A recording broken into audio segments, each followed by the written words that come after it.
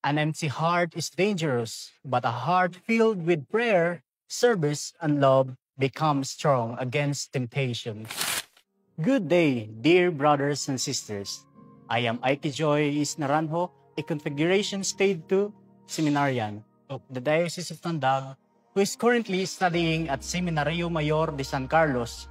Please join me as we reflect on God's Word.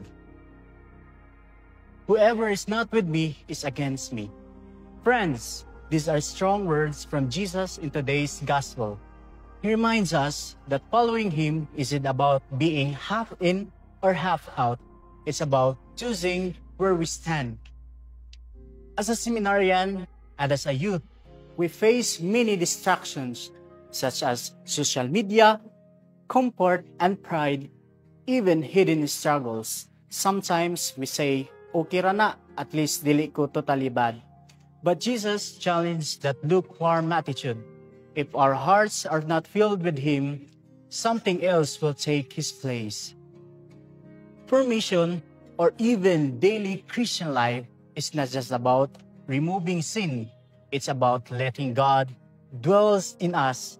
An empty heart is dangerous, but a heart filled with prayer, service, and love becomes strong against temptation. So today, let us ask ourselves, is my heart just clean? Or is it filled with Christ?